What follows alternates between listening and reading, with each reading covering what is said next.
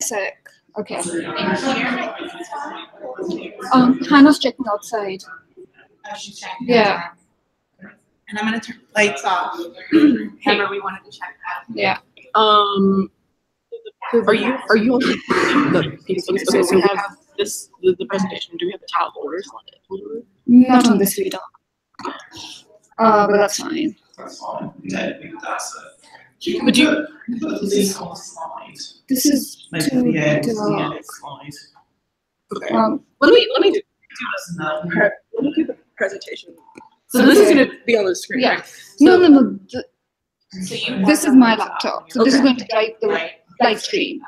This thing's me at least driven off that laptop. Okay, so this is what's on the. Okay, that's on the.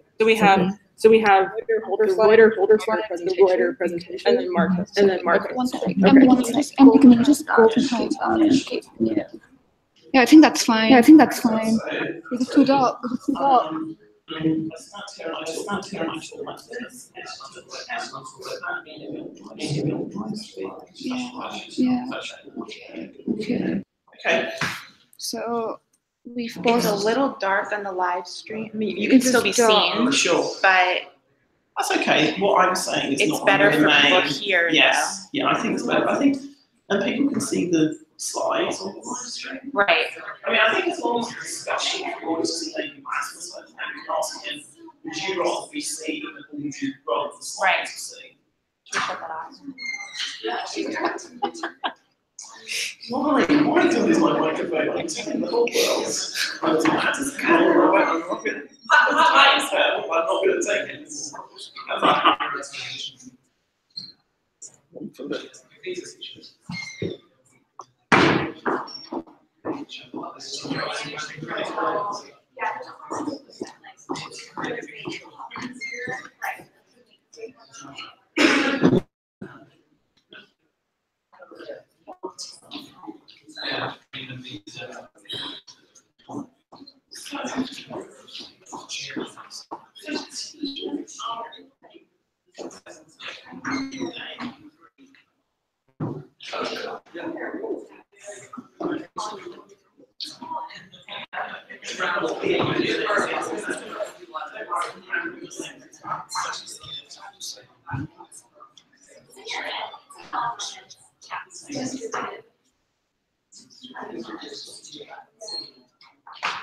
Yeah, I was going to say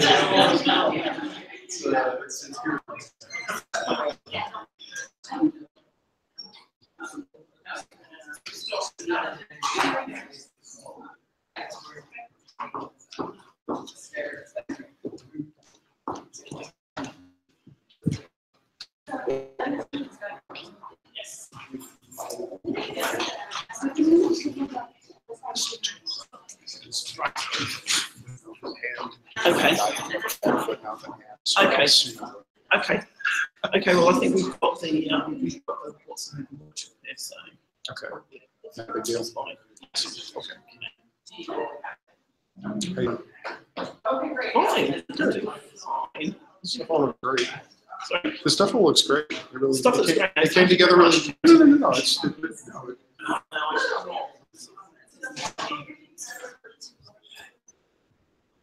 So did you feel that actually quite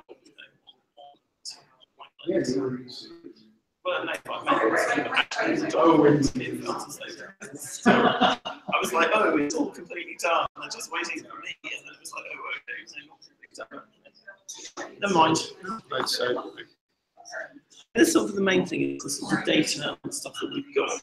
So that's what I was saying to Elizabeth, what I said to you yesterday, which is we need a long tail meeting, which goes right the way through to the fall, really, because I was saying to sort of Sheena's we live and update the timeline. One of the things we should be doing is I need to tweet that out. Yeah, so kind of like I think once we get sort of once we actually get kind of underway here, we can tweet that out. On Tuesday or Wednesday, after we give people a little time to decompress. Yeah, so I think sort of kind of just sort of there's so much we can pull out of it that is not sort of the general conclusions, but it's deep in the data. Yeah. So I mean, Peter's actually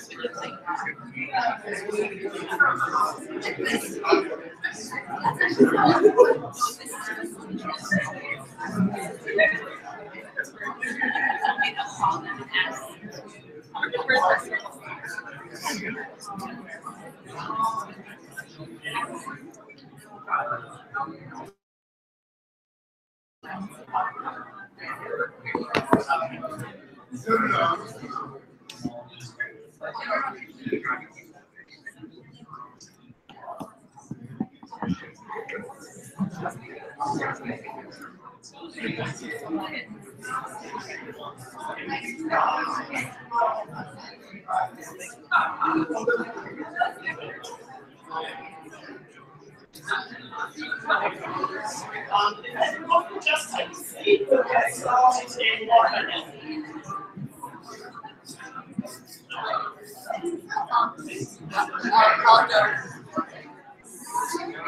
I'll go try to get you.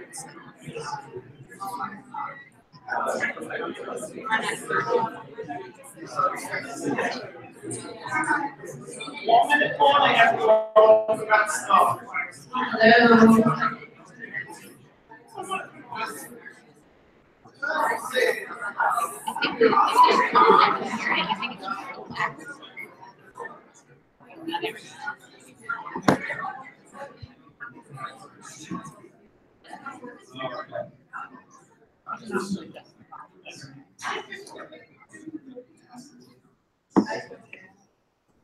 Fantastic. As somebody who teaches now for a living, it's so great when a magical hush falls on the room. Just give everyone a couple of seconds. Sit down. Welcome everybody to the TowCenter for Digital Journalism here at Columbia. And welcome to a marathon morning and early afternoon of talking about the issues of platforms and publishers. So we have 2 parts to this. The first part is where I'm going to gallop through. I'm not going to say how many slides it is because you will lose heart and leave. I'm going to gallop through a large number of slides which relate to a report that the TowCenter is launching this morning. Friends and Foe, the platform press at the heart of journalism. This is an update on our multi-year research project, which has been looking at the relationship very specifically of newsrooms to large-scale social media platforms and technology companies. And then we will have a short break after that, and then we'll reconvene for a really fantastic session.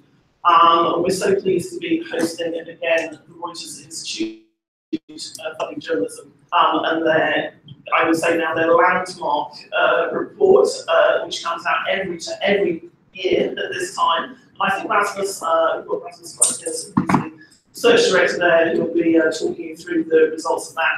I think today Arsenal practically simulcasting it with the UK, where there's also a launch. And we have the most terrific panel to discuss that.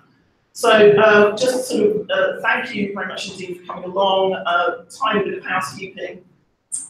If you need the restrooms, they're out and down a flight of stairs into what we call the first floor, but you will recognise as the basement. So if you need help, there'll be some people friendly to point you in the right direction. So without more ado, I will crack on with my enormous slide pile. The first thing I want to do though is just thank my team. It's so great as director of the centre to have a fantastic team. It's particularly great because they've done all the work. I feel complete fraud standing up here. This is none of my work. The team was really the key authors on the report, Machine Chickens, who's back there, who's had to wrangle this beast of a 95-page document. Pete Brown, who has been diligently collecting data and for content analysis for just over 2 years, and Elizabeth Hanson, who has been conducting in-depth workflow studies in selected newsrooms. We also have a survey as part of this report as well. I'd like to thank Priyanjana Gangani, who's one of our TOW fellows here. I want to thank her and John Keegan, who have been wrangling that data for us. I want to thank Elizabeth Watkins, who has been a conspirator with Elizabeth Hanson on the deep dive in the newsroom. And I particularly want to thank somebody who's not here today, who's Heartstone, who I first met 8 years ago when she was a student here, who is now a fabulous editor on reports, who has just done a most brilliant job. So we'll be raising a glass to her later. And we have Marichelle, where's Marichelle? Marichelle Rocasalas, who has shepherded all elements of our research throughout the last 18 months, so we're incredibly grateful to her as well. Phew, that's a lot of thanks. So, I also want to thank our sponsors, which is always a pleasure. I'm also particularly thrilled that Craig Newmark is here, who's one of our supporters. I want to thank him not just for our support, but the broad support in this area for journalism, which is really a true service.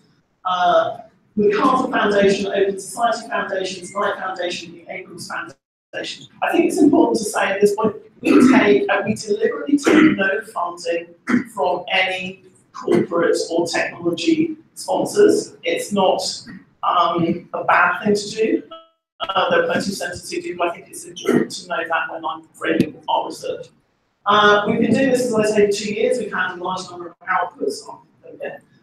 Much better that you can see the screen than you can see me. So we have been tracking this really since 2014, 2015. We've had 6 different streams of work. We've had everything from around over 100 interviews with 44 newsrooms, 6 different platforms. We've had in-depth study groups. We've had policy exchange forums. So we've done an audience survey with the American Press Institute and NLRC up in Chicago. We've done focus groups both in, if you like, some major metropolitan centres, but mostly also in kind of rural locations as well and out of the coastal area. And we have done these in-depth workplace analyses. It's just important to underline this is about that relationship. So everything you see here is really about surveying how newsrooms are responding and how platforms are responding. We recognise there are lots of people who do terrific work on audience, and Rasmus's findings will be, I think, sort of very informative on that. But this is the part of the relationship we're looking for. So I was sort of thinking about this things a little bit out there in the last time. Over the 2 years of this particular sort of phase of the study, we've seen something of a reversal of fortune in terms of the power dynamics between platforms and journalists. So, you know, from the fake news stories, we really saw a very dramatic change in all sorts of things after the 2016 election, which culminated with Carol Cavalier's pretty astonishing scoops about Cambridge Analytica, which really pushed the whole cycle of response up to a new level and took it to Capitol Hill and the European Parliament. Here's Mark Zuckerberg, very congressional hearings earlier this year. Very cool quote from him: when people ask us whether or not we're a media company or a publisher, what they're getting at is, do we feel responsible for the content on our platform? I think the answer is clearly yes, but that's not incompatible with our core build technology and build products. So we've seen this movement because I remember years of discussing this with Facebook, who would say we're absolutely a technology company. We don't really recognise that there is this sort of responsibility that you were talking about, or journalists were talking about. Definitely there has been not only shifting rhetoric, but shifting behaviour. We conducted a survey across 1,000 journalists, 1,100 journalists in newsrooms. I have to say,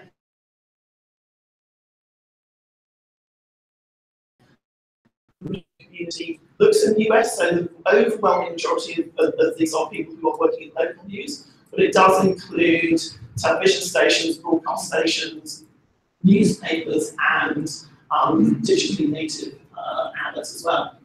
So the first thing we really wanted to do is we wanted to find out how the influence of platform technologies were operating and being felt in newsrooms. So maybe not a surprise, but when you think about it, 83% of the newsrooms we talked to said they've either made sort of minor or major changes to what they do in response to social media, which I guess kind of what you'd expect.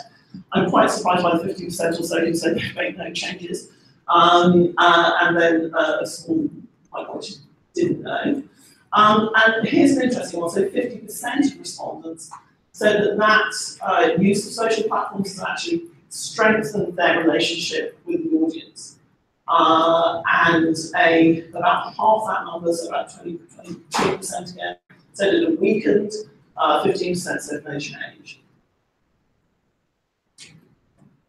How much responsibility should social media platforms take for financially supporting journalism? I was really surprised by this because you hear journalists debating this quite passionately, many saying it's really not that we don't want that kind of relationship, we want to maintain our own independence. But quite a clear majority here said a lot, that's 56% said that they should take a lot. Another 20% said a moderate amount. And then a very clear minority said none at all. So that's an overwhelming majority of journalists feeling that platforms should take some financial responsibility for supporting quality journalism. And this is a sort of a horror slide in a way. Though I was also a horror slide because I ended up in an argument on Twitter with Jeff Jarvis or something, which you never really want to do before you've had a cup of coffee. In general, do you think that social media platforms have increased trust in journalism, decreased trust in journalism, or have no effect?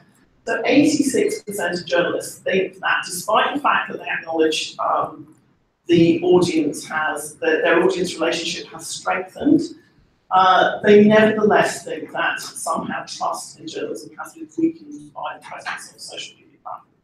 Those feel like slightly contradictory findings, but I think that sort of speaks to feeling of inevitability, perhaps, in some newsrooms. And then on to actually how they view the three major platforms. We could have surveyed all the platforms, but as you'll see from later slides, people really are sort of collecting around 3 or 4 major platforms. So we said, do we think that platforms are doing more than enough, just enough, or not enough to combat the problem of fake news and misinformation on the platform? Now, Facebook gets, I think, slightly unfair drubbing. Because Google is, I think, in some ways just as culpable, but it does have a much better perception of what it's actually doing. So 76% say not doing enough for Facebook, 71% not enough for Twitter, 65% not enough for Google. And that's going to be emphasised in this next question about how sincere do you think the platform companies are about wanting to help journalism and journalists. Now, as I say, this is not data, which means this is not a reflection of the sincerity, it's just what the perception is in newsrooms. Facebook, 61% of journalists think that they are not at all or not very sincere in wanting to help journalism. Twitter, 53%, 43% for Google. So the majority of journalists begin to think that Google is sincere in wanting to help journalists. One of the things that we've seen, I think, is a relationship which has really matured. I think some of the sort of the rhetoric around the relationship is more toxic than actually what we've been seeing in terms of how publishers use the platforms. And I think there's a real realization, and we'll see that showing up in the data, for newsrooms that if you are placing all of your eggs in one basket, if you are building your house on somebody else's land, that's not an ideal place to be. Also, there's still the feeling that you're in competition, if you're a journalistic organisation, with the business priorities of the platforms themselves. So what is the reality versus the rhetoric of this? So we think that there is a renegotiation of how newsrooms relate to platforms rather than a complete separation. Here's our favourite, Pete Brown, Unreasonable Greek Dogs Live, which is actually in the, it's not unreasonable, but it's just very, very small, so it's unreasonable for someone my age. We run this every 6 months, every year or so, and it shows you down the left-hand side the publishers that we track, which are everybody from digitally native publishers like BuzzFeed News, right through to legacy subscription-based properties like the Wall Street Journal.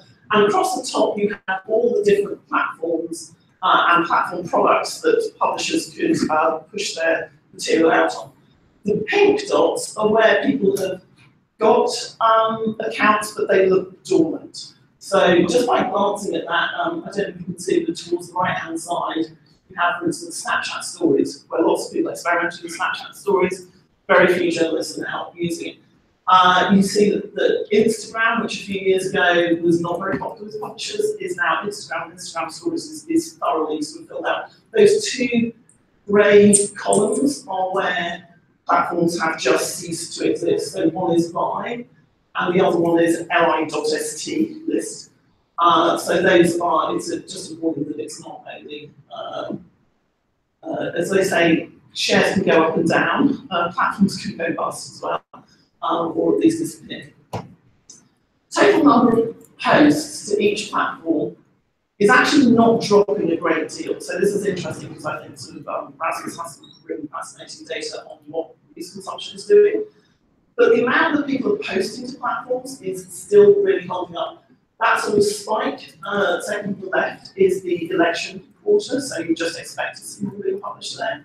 The blocks of colour, the big purple block is Twitter, the big red block is Apple News, and the orange block is Facebook. So you can see a sort of consistency across that. Sorry, this is really going to test your eyesight.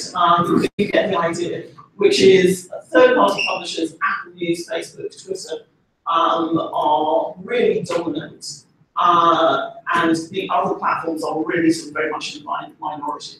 And it tends to be, which is I guess you'd expect, the newsrooms with much more resource can use vendor platforms. What do we notice about the way that newsrooms are adapting? This idea of the portfolio manager comes up again and again, which is just sort of understanding what platforms can give your journalism. There's an understanding as well of what Facebook's business model is. When we started this, we just saw much more confusion in news organisations about what the actual kind of end game was, why things like instant articles were being rolled out. There was a lot of excitement about it, but there was also a little bit of sort of misunderstanding and skepticism. And publishers, are increasingly sort of understanding what those platforms are doing. And this is not all negative, it's like very important to say that for larger publishers again and certain publishers, there are lots of different ways that we can work together with platforms, and we're making sure we're able to look at the total value exchange between the partners. So again, this idea that you can now leverage an Apple News against Twitter, against Facebook, something that's definitely developed. And platform publishers we know have really pivoted away from hyper distribution and into how can we get revenues out of the audience. This is completely consistent with the collapse in advertising revenue, both analog from print and even digital has been really affected by mobile, the rise of mobile, so you wouldn't expect, I think, to see anything particularly different to this. What's still most challenging for them? This is something which is under-discussed, which is really sort of editorial independence and control. We were consistently surprised at how much contact the publishers that have contact with platforms really have with them. So this was a very surprising finding, including, this is a great quote, which really epitomizes what we found in several places. We're on Slack with their editors every day. We're pitching stories, they know what's coming, they know our budget. That's a very surprising relationship to hear news organisations having with third-party distributors. News organisations see platforms as being very much in the heart of the news business. And platforms are also beginning to think that they are there as well. They express it in much less forthright terms, but they say things like this. We don't create any content, we curate content, but that is a bit of an editorial role. That's quite a shift. We need to talk about local news probably as separate from global and national news. There's a Martin Berg and his wife outside the Selma Times Journal, where he did a post actually about, local news is very important and we recognise that we have to find solutions for it. This is a chart that comes out of CJR about the news deserts and where they are most intensely felt. By the way, across the country, we all know halving of newsrooms, etc. It's a familiar story. Local newsrooms are just increasingly under-resourced, and this really challenges their ability to deal with a very varied platform landscape. Facebook has been very direct about wanting to support local news, and Campbell Brown is with us, who's the head of news partnerships at Facebook, and she'll be able to talk about that a little bit later. But despite efforts, as it were, to really, this is very unfair, Campbell, I must apologise for this slide, despite efforts by Facebook to directly address local news, when the news algorithm changes happened in January, we had to look at pre and we had to look at before and after. Screen's really, I can see that slide, I'm not quite sure what you've got. Catch up. Maybe up backwards. Sorry.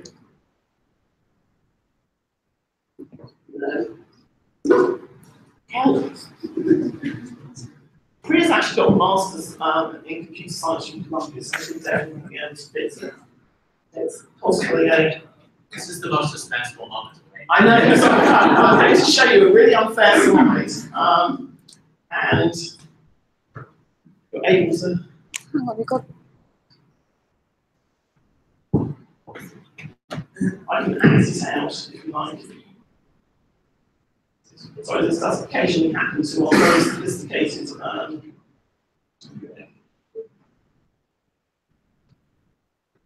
Here we go. Look, the suspenseful slide. Here we go. So, thank you. I hope that was worth waiting for. So what we've got here are our local publishers, and you see at the top left there the Denver Post, San Francisco Chronicle, Dallas Morning News. So these are big metro dailies. This is the drop-off in the interactions, which is the data that we can trace through CrowdTangle. This is the drop-off in the interactions on Facebook for those publishers before and after the algorithm change. There was a magic moment incidentally where we were looking at what's happening down at the right-hand side, because we thought this is a very consistent pattern. Now, Facebook has said it's maybe not fair just to look at this data and assess that, but this is the data, these are the data that we have. Down the bottom right-hand side, you can see that actually one publisher benefited by and had interactions up by 38.3%. That's Philly.com, our extremely unsporty team. We're looking at this, going, oh, this is amazing. What's going on in Philly? I don't know, the Eagles won the Super Bowl, so next year you might expect this not to happen again. So the point being that, kind of not even with the best intentions, there are still some parts of the road. Local publishers just, this is back to that structural disadvantage, so that they can pivot to certain platforms, but they really are struggling to keep up with the rate and pace of change. One of the facts that we have in our report is that in the time that we've been tracing this, there have been something like 600 tweaks, product launches, adjustments, algorithm changes across all of the platforms that we've been tracing. So 600 changes. Some of them will be trivial and you can ignore them, some of them are actually some pretty major. But that's an awful lot for small newsrooms to keep up with. So on the right-hand side, you have the New York Daily News, which is a pretty big newsroom. That's just focusing on main platforms. Left-hand side, you have the New York Times, which is perhaps thinks it's addressing a more kind of diverse audience in terms of things like income range, but nevertheless, this is a pattern we saw everywhere, which is fewer platforms by used by smaller newsrooms. Sharp decline in the use of ad-sponsored native publishing products. So by that we mean things like instant articles, Facebook Live. In fact, this is a good slide for Facebook. If you want publishers to use your products, like Facebook Live, you have to pay them. So the two red lines either side of that impressive hill are where Facebook started incentivizing publishers to publish Facebook Live videos with money and when they stopped. So in other words, this idea of, well, if we can incentivize you to pick up a product and use it, maybe the advertising revenue will come through and maybe you'll continue to use it. Certainly in some products we looked at, that's not the case. Sorry, this is a very confusing slide. But it is, we took the original set of people who were in the first wave of publishers to use instant articles. We looked at them in the last quarter in terms of how much they would now post into instant articles. And on the left-hand side, that's how many of them were posting 0 posts through instant articles who hadn't been using it. So the 75 publishers we looked at, about 38 were just not posting through instant articles anymore. And then some are still actually posting a relatively high amount on the right-hand side. But really, it seems as though the sort of retreat from those products is pretty clear. We've noticed the rise of what we call native paywalls. So this means, if you like, where platforms are offering publishers many more options for subscription, has really changed people's posting behavior. That orange band in the middle, those are what we call native paywalls. So in other words, this is where publishers are putting paywall content onto social platforms where there is some chance of the subscription being converted. The green band is where previously people were posting content just to social platforms specifically made for it. So as well as Facebook Instant Articles, you might include something like Snapchat stories in that. You would do anywhere you have a team that was specifically making journalism for those platforms, you see a shrinkage. The big blue blocks are where people are posting links. So in other words, this idea that we will use social, but everything has to end up back at our site is not just something people say, it's actually showing up in all the data. A big difference to that is where we can use subscription products, we will. And again, this is just each individual publisher, which is worth having a look at in the report you look at our TowCenter Twitter feed. We have links to all this data up there at TowCenter. You can see to the bottom right-hand side, the Washington Post, very high level of links which have paywalled content behind them. CNN top right, that's where we're seeing sort of advertising free media supported by advertising. I would say that the sort of the CNN model was by far and away the dominant model. We started looking at this 2 years ago, and now it's very much it's on the retreat. It's still majority, but not by much. Lead generation, as I said, is very important. So this is really about sort of people saying we have to have leads back to our own sites. Pivot to paid, as I say, we read about it, it's the talk of every single newsroom that we're in, is how you can actually get money out of the audience rather than rely on advertising. How are platforms responding? So I think that this is really interesting because we've noticed a very distinct shift. So when we were looking at this 2 years ago, sorry, again, people who are challenged with viewing, but this is actually, this tells a very simple, I think, powerful story. In 2015, all the data that we collected on things that platforms were doing were really all about, here are some tools and products for you to use. It will help you generate advertising revenue, off you go. It was clear that this wasn't working, and then in 2016 and 17, all of those points there are really about an adjustment of those products. Can we change the parameters of them? Can you have more money back, etc. Really, since sort of the end of last year, beginning of this year, nearly all of the major initiatives by platforms have been much more directly targeted at journalists. How can we roll out subscription products? How can we help? Pay for journalists? Report for America, which has been partially been supported by Google, is putting 1,000 journalists into local newsrooms. We think this is a really not just a shift in how money is being spent, but actually a pretty profound ideological shift in how platforms are approaching this. And clearly they've changed internal structures as well. The Facebook Journalism Project didn't exist when we started doing this. Paul Campbell is now having to go around to sort of gatherings like this and talk to publishers on a constant basis about what they're doing. We've just seen a great difference. So this idea of not being the arbiters of truth. Now, platforms always push back on this, but the evidence is sort of indisputable, if you like, which is that there's just much more kind of definition now around what they will post and how they will post it, and how they curate it, and how they moderate it. Before CDA 230, which is the Communications Decency Act has a clause in it, which was, this was in 1996, before social platforms existed, which basically gave platforms a kind of immunity over responsibility for the public, for the material they publish. So put them in a category a little bit like telecoms carriers. And this, in a way, has been something that protects them, but it's no longer, if you like, the ruling. The risks, if you like, of becoming more like a publisher were that you would step outside the protections of CDA 230, and yet I think because of pressure from particularly public opinion, lawmakers and regulators, we're seeing platforms moving away from it themselves. You can even see probably the furthest, most extreme example of this is Apple News that published its first exclusive, which was an extract from John McCain's book just a couple of months ago.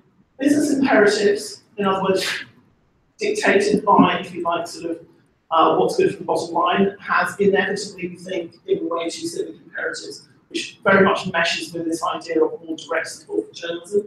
And Jack Dorsey wanting to clean up the state of discourse. You have Google and Facebook just hiring many more moderators and tackling the idea of how can we shape and keep our platforms complete and safe, brand safety issues that come into play there. And Facebook, which is committing to things like civil rights audits, etc. These are all really significant shifts in how platforms are behaving, but also, as I say, it's very significant in terms of the philosophies that they have. And competitive pressure is still there. We see a lot of competitive pressure. I mean, can't ignore what's going on at the FCC and mega mergers and rollback of net neutrality. But you know, 2 years ago, the session of the platform we talked about would be something like, what's Snapchat doing? Now it's what's Margaret Vestager doing in the European Parliament. So this again is really where the pressure in this pivot to civics is coming from. This leaves us with this very complicated, if you like, idea of who now controls the press. So we've been thinking about and worrying about how platforms might limit the free press or how they might help it. And we now have regulators who are layering over another layer of control. GDPR comes through the platform companies, but has a very high impact on publishers as well. So, what does this look like for the next 2 years? Nobody really knows what this looks like for the next 2 years. So we just extrapolated some of the trends that we see, and we think these are pretty clear and non-controversial, but would be things to be argued with. Owners and operators over social first, we see everybody who has gone for social first strategy, the Minds, the BuzzFeeds, etc. this world, really thinking about how they can create products which are what we call owners and operators. Audience-driven strategies over advertising-driven strategies very much speaks for itself. If you're not looking at how you can extract value from the relationship with your audience, you're very much an outlier. And this is an interesting area that's opening up, which is new opportunities in citizen support to that civic media. We feel that we could, and we probably should, and we probably will do an entire project on this, which is one of the things that's been really clear in the renegotiation of this space, is that the third sector, civic media, not-for-profit newsrooms, have a very substantial part to play in this. Pressure from technology to organise around innovation is still there. So none of this is static, and it's really worth saying. You know, everybody now will have to reorganise around AI in the same way they had to reorganise around the commercial web back in 1995. So that's worth remembering, that this is not a moving from one position to the next. This is a state of constant change. And value increasingly in mission. So in other words, if you can't articulate what you are as a news organisation or what you're addressing or what you do, you will suffer because your audience is much less likely to pay for you or visit you on your site. Platforms over the next 2 years, we are seeing and will see a much more explicit role in global creation. This is a direct output of everything since the election in 2016. We don't actually see as much concrete regulatory pressure as we might, but we do see this idea of curation and how platforms do it. It was interesting when we talked to people in platforms. There's clearly often an ideological divide, even within those companies, about is this a human task? Is this about developing and training AI?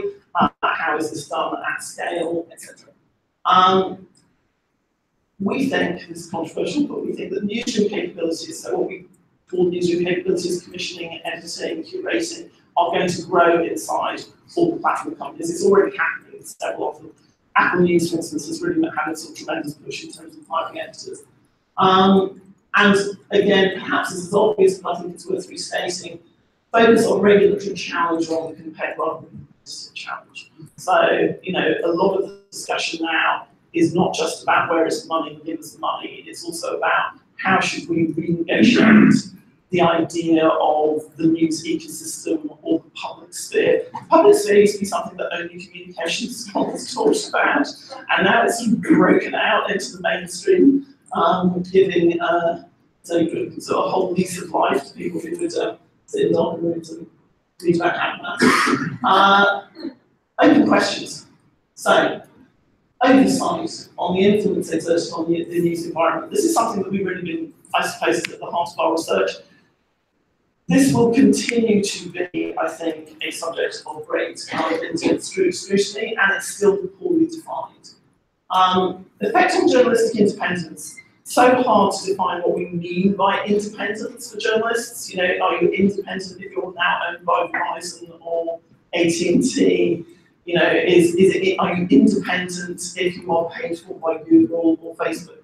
But it's certainly something which is being talked about, and where we, again, don't seem to have the tools or the language possibly to define it properly and monitor it. And then I think the sort of third one is really important. Everything we've talked about today, because the way that we're set up, the way that we set the project up, our funding structure is about America. But this problem is really playing out in different markets very powerfully. We've all read about Myanmar and Sri Lanka and smaller emerging democracies and how powerful large-scale technology is there.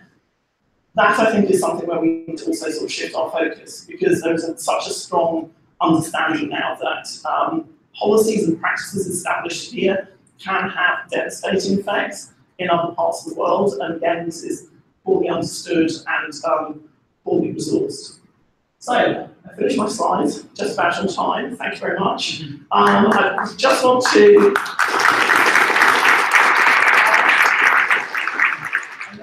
up to time, but we do have time for a few questions, and we've got research in the back who are more able to answer any questions than I am. So if you want to ask any, stick your hands up and we'll get a microphone to you. If you don't, that's good, we'll end even slightly early. No questions? Sure. No questions? Yeah, 2 questions. So, not sure if this was a component of the report, but can you speak a little bit to the relationship or the perceptions publishers have towards content syndication portals and networks, so Yahoo, AOL, MSN, local national news networks, and then secondly, streaming services. So with streaming services, right. So this was a submission that's more your. Does this come up as a subject in workplace analysis and interviews? Yeah, so I think on the syndication question, work that I've done with small nonprofit newsrooms, I think they're really think about that, about syndication and partnership as a way of reaching bigger audiences. We didn't hear much about that in our interviews with bigger publishers. I think it reflects the fact that the centers of gravity are mostly on social platforms, or have been in some years. There's a question here. Years ago, there was talk of micropayments being a way that important information would be supported on the web. I haven't heard anything about that for a long time. I mean, other than, you know, I can rent a movie for $3.99 or something. But what about buying an article for 50 cents or something? Is anybody working on it? And has that just been forgotten? The figure of advertising? I don't think forgotten. I mean, you know, there have been a couple of experiments like Lendl, but I think that the habits, the news consumption habits, have mostly been around social and search, and it's just been hard to integrate those kinds of behaviors into where most of the traffic is. You know, that's not to say that when, you know, Google rolls out its subscription support, that micropayments won't be part of it.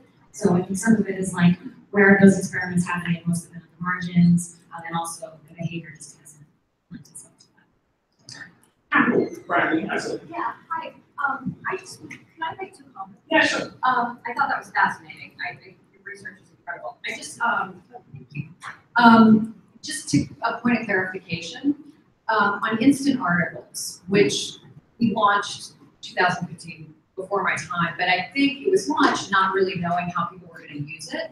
But the product has been, I mean, to me, is one of our greatest successes unintentionally, because it has become critical in markets where the internet is slow. So emerging markets without instant articles would be in real trouble. So in India, it's critical.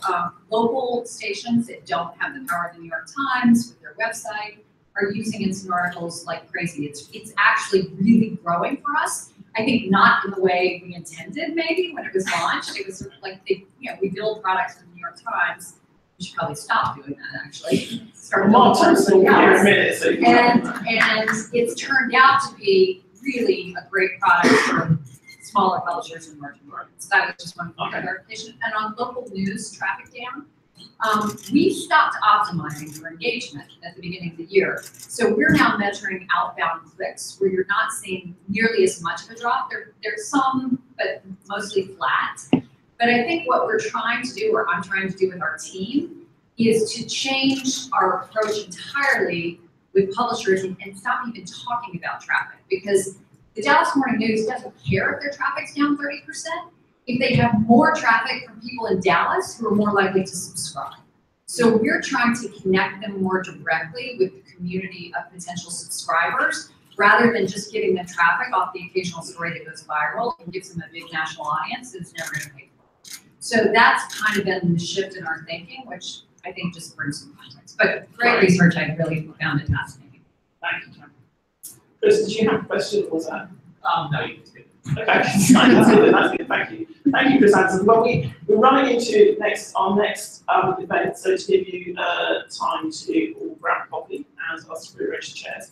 But thank you very much indeed for your attention. I would say go and look at it online. I've given you a very, very top line look at it. There are 95 pages of it.